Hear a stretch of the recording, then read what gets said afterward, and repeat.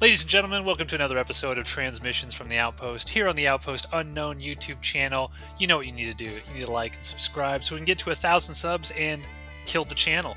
We will have reached our goal. We want to be done, right, Steve? I mean, I don't hate this. he's already gone. I was muted because I didn't know Matt was going there. So we are recording a bunch of different reviews tonight. Not all of us have seen everything. We're all going to hang out like old times and just sort of maybe chime in here and there. Joining me tonight, you heard him say there. Yeah, there is Jeff. Yeah. What's up? What's good, homies? We've heard Steve. Yep, I'm continue to be here on time. And Ronan. I was also here on time. And I was late. And I apologize, but I gave everybody a heads up. I'm just saying. What cracks me up about you guys is like you guys have the least. I mean, everybody's got stuff going on in their lives, places we got to be, things we got to do, time. You know, you want to get to bed on time, etc. But you guys are like so schedule oriented. Like, oh no, you just go with the flow, you guys. It's not that big of a deal. I mean, that's them. That's I Matt like and Steve structure. Like that. I am someone who is very punctuality, punctual. Yeah. You bastards that show up on time, you show up right on time, and then like, oh, I got to go take a 30-minute shit, and then you come back 30 minutes late, and you claim that you were on time because you logged in and said 3 words at like the top of the hour, and then you leave. No, fuck you. It's because time is valuable. It's the most precious commodity we have, and we expect that when we slot out and schedule a time frame, people will show up. Unfortunately, I was the one. I couldn't be here, outside my control, like I said. However, I'm here. We're going to talk a bunch of movies. We're going to start, guys, with a movie I went and saw. I think Ronan and I are the only ones that have actually seen this. Ronan, what is the name of this movie? Because I don't even know what the hell the official title of this movie titles are Godzilla hard movie now. is. They're Oh yeah, like it's so hard to say Godzilla X Kong. Yeah, that's just. But there's like a subtitle to it, right? Who cares? New Empire, whatever. Whatever. It doesn't matter. Godzilla And X Kong. X is sometimes people will say the X is actually you pronounce it as cross, like the PlayStation controller. So is this Godzilla X Kong or Godzilla Cross Kong? Or is it Godzilla times Kong? Ooh. I don't know. What does Kong equate to in like mathematically? Is it like squared? Is it is it like what is it? It's like I don't know what it is, Ronan. But let's talk about this movie. Now, the only reason I went to see this is because I have this Marcus Movie Flex. I have this Marcus Movie Flex thing where I just get free movies all the time. And I was like, yeah, why not? It's free. I'm already paying for this like monthly subscription service to Marcus to go see the movies that I want to see. Why not? It's a lazy afternoon. Let me go check out Godzilla times Kong. And Ronan, I will sort of talk about what Kong's up to, and then I'll pass it over to you to talk a little bit about what Godzilla is doing, because I'm not going to lie, I think I drifted off during some of the Godzilla stuff because I suddenly came to and I was like, why is Godzilla pink? So you're going to have to actually fill me in on that. But what I saw when I was sitting in the theater, and I was the only one there, by the way. Awesome. So I did get one of those unicorn moments where you're the only one in the theater. Hang on. I just wanted to point out that according to what I'm seeing online, the X is silent. So we're all the movie is just called Godzilla. That doesn't Kong. make any sense. It's silent. It's kind of stupid. According to this article that I am seeing, and you can't lie on the internet, it's silent. So this is just Godzilla Kong. Okay. Since when has X been silent in anything? Yeah, this is English is stupid. Well, from what I remember, Ronan, I will lean on you for my kaiju monster lore here. From what I remember from the last one, which was Godzilla versus Kong? Was that what that was? And they eventually fight Godzilla. What I remember from that is Godzilla, rightfully so, kicked King Kong's ass all over the place. And King Kong ends up in a hollow Earth. So the middle of our planet is actually this huge, lush biome where giant monsters and things roam freely. So King Kong stays down there. Godzilla stays up on the surface because that's his domain. Never shall the two cross again. Otherwise, there will be chaos. So this one picks up where King Kong is down inside Hollow Earth, and he's lonely. He's got no family. he's it's true. He's got no family. No He's got one knows no what it's apes. like. Is he like kicking rocks and stuff? Essentially, Almost. yes. Almost. Essentially, yeah. He's just hanging out. He's real sad because he doesn't have any, ape family. And eventually he finds out that in the middle of the Hollow Earth, there is a subterranean, previously unknown subterranean level to the Hollow Earth. So like He Hollow Earth, like. Yes. It's the sewer level of the Hollow Earth. Yeah.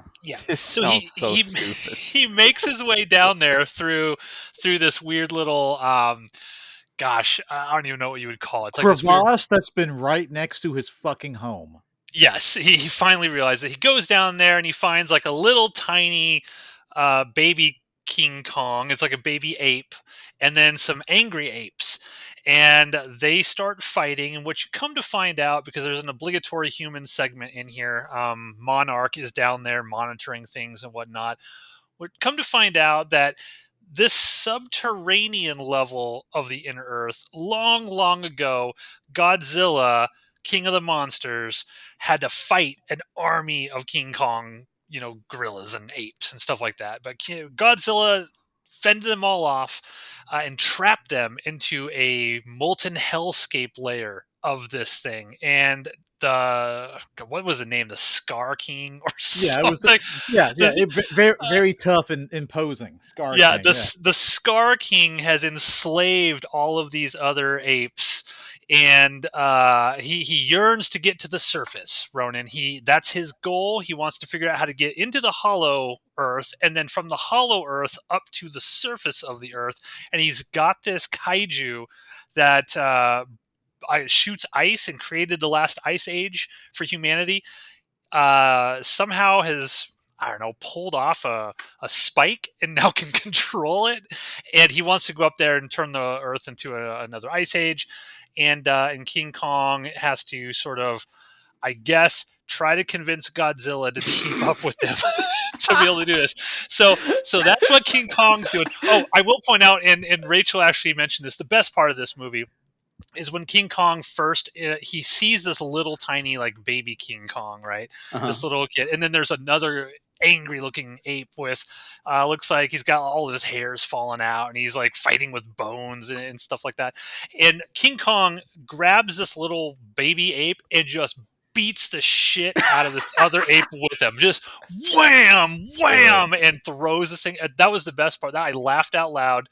But Ronan, tell the masses, what's Godzilla up to on the surface?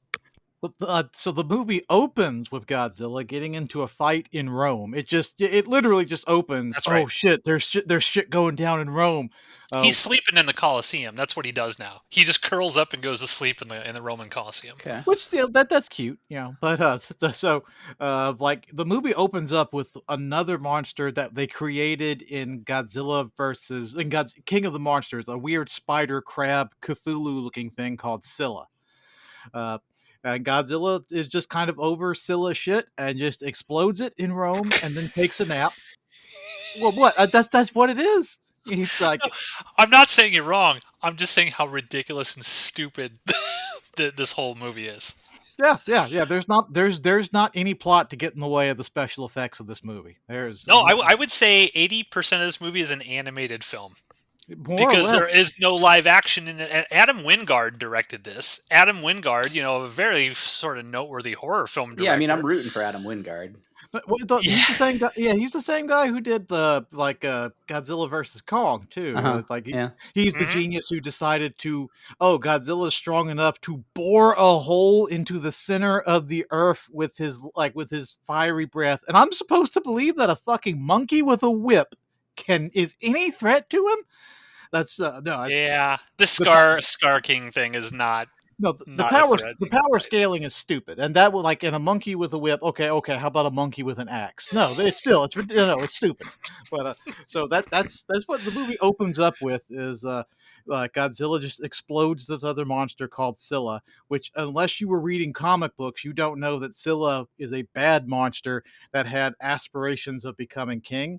And Godzilla was like, nope, I'm over this. You've had 3 strikes, you're out. Boom, explodes it. Takes a nap, wakes up a little while later, and just goes to Antarctica or somewhere around the ice caps to explode another monster that was created solely in the comic books called Tiamat. That's when And I woke up. I woke up at this point because I was drifting off. The beginning of this movie was so fucking boring. And suddenly, like, I heard somebody say in the movie, Godzilla is like powering up. And so I assumed he's just killing these monsters to try to get more energy or something. I forgot to mention that on the way to Antarctica or wherever it is, he makes a stop off at a French nuclear power plant and just sucks up. He just sucks up the radio. He just sucks up all the power plant juice. I missed that entirely. Was that scene worth it? Should I have been awake for that? No, he literally does what I just said. He goes into the power plant. He starts to break stuff. Everyone's like, "Oh no, it's breaking down!" And he just kind of, and you see white glow go into his mouth, and he turns bluer. Blows up a bunch of drones, and then goes into the ocean to head for wherever Tiamat is at. And everyone doesn't really know why he's doing this, right? No, it's just kind of like, they don't what's know happening? why, but they actually do explain this as to why he's powering up, which it still makes no fucking sense as to why he feels the need to do this. But Yeah. so he goes. Jeff and Steve are going to love the anti-gravity portion of the Hollow Earth. That's going to be the real selling point for this. I mean, movie. it stands to reason, right? If you're in the Hollow Earth, doesn't gravity go crazy and you just float to the middle, right? But well, actually, yes, and like in Godzilla versus Kong, they do establish that there are points in the Hollow Earth where gravity just isn't, and stuff. The writers are way ahead of you, Jeff. I saw that previous one, so maybe I was having a subliminal. Yeah. There's parts of the Hollow Earth where gravity just isn't, so things just kind of like don't. It makes perfect sense. My explanation is exactly correct. So Godzilla blows up Tiamat, goes into its icy lair, and takes another nap, and wakes up feeling fabulous, and comes out with this nice new pink glow, and then suddenly somehow Kong finds a worm portal to the surface. Well, don't forget. This is my bad. Kong's arm is all fucked up now because this Ice Age Titan froze his arm, and now Kong can't use his arm. So they just so happened to have created a program to upgrade all of the Titans, including King Kong, with a giant sort of like power fist from Fallout. And so they decided that merchandise would be cool. So let's make cool, sweet battle armor for Kong in case Godzilla goes rogue. Yeah, but I still don't understand, Ronan. Why is Godzilla powering up? I completely missed it. Did they explain what the point is? Because Kong gets to the surface, in next to the Great Pyramids. Of course, we have a battle where these giant creatures destroy the pyramids at some point in time. Rest in peace, Great Pyramid of Giza. But why is Godzilla doing what he's doing up there? Does he know that Scar King is coming back and he just senses it or something? Why is he powering up? So the subplot is in the Hollow Earth. It turns out this is also where humanity came. Like all life comes from the Hollow Earth. How we got out of the Hollow Earth is not explained because humans can't get into it without super fancy G-lock preventing, spacecraft that we only just now were able to make. But apparently primitive Stone Age people with jade weapons were able to just kind of go up and down from the Hollow Earth somehow. But yeah, all life came from the Hollow Earth, everything. Yep. So there is a tribe of people in the Hollow Earth, more or less just Iwi 2.0. Iwi, this must also be explained, comes from Kong Skull Island, which is actually a legit good movie. It's Never saw that one. It's actually the best movie in all. Is that the one with Jack Black and Brie Larson? Jack Black's not in it. No, you mean John C. Reilly. John C. Reilly. Okay, I'm thinking Peter Jackson's King Kong. That's no. But it's actually, of all of these MonsterVerse movies, that's the best one. Legitimately best one. Skull Island is in continuity with all these. Yeah, it happens in the 70s when Kong is like a teenager. Okay. But and only 100 feet tall. Anyway, so there's a tribe of people on Skull Island. It gets better, Steve. So there's a tribe of people on Skull Island. Trust us, Steve, it gets better. Just hold on tight. Stay with us. Called the Iwi. And they lived on Skull Island, and Kong and the other apes that used to live there protected them until the skull crawlers ate them all. I'm not going to explain that one. You're just going to have to deal with it. In Godzilla versus in King of the Monsters, when Ghidorah runs rampant, he affects the superstorm that is over Skull Island, and then Skull Island gets flooded. So now the Iwi tribe don't exist anymore above ground. They exist below ground, and they know that Scar King is trying to get out of his prison, even though he clearly has always been able to get out of his prison. It's because they like in Kong's little room where he's got all of his shit at. They like while he was gone for a bit, they went through there and just ravaged through his stuff. Kong has a room. Like, does he have like posters on the wall? He's got like some Fred Durst posters, some Korn posters. The Issue CD. He really resonates with the whole father daddy. Kirsten Durst poster. Yeah. He's like because Spider-Man 2 just came out, but time fluctuates differently. He's always been able to get out of his fiery prison. Like there are wormholes all over the hollow. He could have gotten out at any point. So they forgot the rules that they set up in the previous movie, which is something that always fucking annoys me. But so there are Iwi still living down there. They know that the Scar King is trying to leave, and so they're sending out like a psychic warning to the surface world to send help. And the only living Iwi is like the Death Girl, who's still hanging out with other person, and they're sending out a psychic help signal, and Godzilla hears this psychic help signal because the signal is for him to come. Okay, that makes more sense now. Every time you say Iwi, I think Ewok. Yeah, but apparently the other Titans can hear it too, and that's the thing that sets Scylla off to be like, oh, well, there's about to be shit going down. This is my chance to seize power. And Tiamat wasn't down for any of that. It was just kind of chilling in the Antarctic when Godzilla just blew him the fuck up. But I do think it's interesting in these movies that they clearly show that Godzilla is just like super powered. Like nothing can really fuck with Godzilla. And none of these other monsters really put up a fight in most cases to Godzilla, which I remember even in the last movie when Godzilla fights Kong, and I was just like, God, King Kong should not even be able to scratch Godzilla. And for the most part, they really showed Godzilla beat his ass down. But yeah, essentially, I'll sort of segue in here, Ronan, into what I was actually most interested about, because I did not know this was part of the movie, is there is a prophecy that this deaf girl from the surface will be able to awaken Mothra. Mothra, my personal favorite monster. And so I was very, very excited. Of course, the girl wakes Mothra up.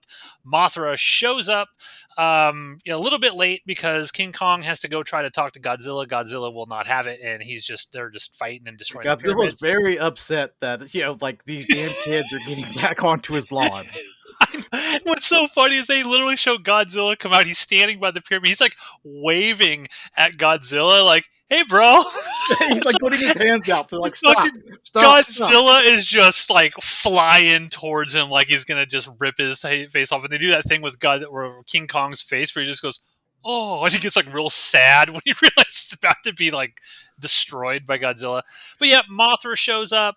Because Mothra is the only one apparently that Godzilla won't fuck with. They explain that Mothra and Godzilla are ancient friends, and they always team up in the past and do that stuff together. So Godzilla will listen to Mothra, and Mothra essentially does her little moth noises and convinces Kong and Godzilla to go down there, fight the Scar King. They fight the Scar King. They beat the Scar King. Everything is good. Where do we end? Yeah, Kong frees all of the enslaved apes, so now Kong has his family. Godzilla is back up on the surface, king of the surface world, and we're all good. We're all good. Yeah, because the filmmakers know that, like, okay, we have the power scaling is so fucked up at this point that there is nothing feasibly in this universe that can stand any chance against Godzilla. So, okay, we have to have created this super badass ancient, the first Titan called Shimo, and it's like, okay, well, like, how do we show that this Titan is so strong? Oh, well, this is the thing that froze Ghidra in the ice. Like, it's so, like, that's like, so that's how we know. It's like, oh, this thing doesn't fuck around. Godzilla could barely handle Ghidra, and this thing's just like, nope, froze it to death. And this is the reason why Kong has like a busted arm. But even still, it's like that's part of the thing at the end of it is like like Scar King is forcing Shimo with like slave labor with this blue crystal thing. Yeah, it is. It is. And so once and Godzilla, to his It's very credit, Temple of Doom. Honestly, it's very Temple of Doom. Godzilla figured this out before the others because he's like roaring at Kong to go for the crystal because he knows that's what's going on. They smashed the crystal, and Godzilla and like Shimo have this bizarre little roar talking moment where he's like, "Look, bro, you're free now. Don't make this any more trouble than it has to be." And then they freeze Scar King to death. Kong smashes the shit out of him. Spoilers, everyone. And then it's like Shimo becomes like Kong's new bro because like they go back down to like the 8th village, and like Kong's like rubbing Shimo under the chin, giving him some good chin scrubbing, like I do like my puppy, because that's apparently how these monsters roll. Yeah, and the deaf girl goes back to the surface to live with her mom. Whereas the mom thought she was going to live with her people down there in the Hollow Earth, and we end. Everything's good. Everything's all right in the world except all of the classic monuments that have been destroyed by all of these monsters. Smashing them. What do you think of this, Ronan? The Roman Colosseum's not smashed because Godzilla. That's apparently his new bed because he likes his nest or whatever. Yeah. Yeah. What do you think of this movie, Ronan? I've already summed it up. There's no plot to get in the way of the effects of this movie. What do you think of the effects of this movie, Ronan? I mean, they're fine, I suppose. This movie sucked. It was so bad. Terrible. It was so bad. It was one of those things where, as a director, I'm sure Adam Wingard loves these kaiju monster movies. Probably grew up, watching Godzilla movies and stuff like that. And I just returning to the same thing like over and over, this bad CG monsters punching each other. At first it was kind of novel because like, okay, cool, we're going to see something really good. Then I saw like Godzilla -1, and I'm like, why would I want to go back to something exactly like this? That was my thing. It's like we have had over the past like 7+ years, we've had 3 Godzilla movies that actually we'll go about 10. We've had like 3 Godzilla movies that actually tried to tell you a real story where Godzilla is there and there's also like human stuff, like a human connection. Like the 2014 Godzilla movie, like it has its problems, but the stuff it needed to get right, it got right. Shin Godzilla and -1. And like one of these is in continuity with this fucking movie. But the thing is, it's made a fuck ton of money. None of the other, like the first Godzilla 2014 made money. King of the Monsters didn't. Skull Island made some money. Yeah, it wasn't very expensive, but it made enough money to where they decided to keep going. Like, yeah, it was Godzilla versus Kong, and this one are the stupidest, worst ones are the ones that have made the most money. It became very clear to me watching this that this is a franchise that is for kids. Yeah, right? I was going to ask, is this for kids? It's something where it's like kids could just see monsters and dinosaurs fighting each other and things like that. And to be fair, when I was a kid, I loved seeing that kind of stuff. And that's just fun. I mean, there's nothing wrong with that. But in terms of like an actual adult who just saw Godzilla -1 and is like, okay, cool, a new Godzilla movie. No, they're not the same thing at all. No, you're not going to learn anything about the human condition here. You're not going to learn anything. It's just again, the Japanese, it goes without saying because they're the ones who created Godzilla. They have figured out that like the best way to use him is to use him as a tool. Like Shin Godzilla was a story about like how the government the failure of government in like bureaucracy, and they found a way to tell that story in the Godzilla movie. And the -1 was a story about dealing with something Japan very much tries to pretend like they didn't do, the horrible shit from World War II. Yeah, and this is there's no message smashed in this together, movie. which is fine. But even like the early 70s and like the silly Toho movies that you think of when you're thinking of Godzilla, guys in rubber suits that clearly are rubber and don't fit right and stuff, even those have a charm to them. And best of all, those are about an hour and 20 minutes long. This is long. I mean, I literally drifted off for an unknown amount of time watching this movie because I was like, this is fucking boring. You can watch old school Godzilla movies and they might have like maybe 10-ish minutes of Godzilla fighting, but again, they're only about an hour 30 20 minutes long, something like that. They're short, so that that balances out through the runtime of the movie. These new ones, they don't get it right. And again, like you just said, after seeing -1, this ain't it, Chief. Yeah. D minus for me, and the only reason it's not an F is because I love seeing that little baby King Kong get his ass beat. I mean, you literally uses him as a weapon to beat the other apes down, and it's great. That was the only moment of enjoyment I got. Well, I will say, when Mothra finally came out, because I'm a huge Mothra fan, thought it sucked. I did not like the design of Mothra. Mothra does essentially nothing in this movie other than bring King Kong and Godzilla together as friends. It shows up. It shows up in the weird Hollow Earth fight to like web up some monkeys. Yeah, which is more or less all it did in. Like, shut your mouth. D minus. How you rating this one, Ronan? This is straight up F. The only thing that's good about this movie is that like they legitimately give Kong character. It's not just some CGI thing. He legitimately has character, and you can watch him and be like, I like Kong. Kong's cool. They got that right. Well, who doesn't like King Kong? Like, everybody likes King Kong, right? Yeah, well, you can watch the first movie. He wakes up, he takes a shower, he's scratching his ass. It's like, oh, that's funny. That's me. I get it. This is funny. Okay. Well, that's it, folks. That's our review of Godzilla times Kong, or whatever the hell this movie is called.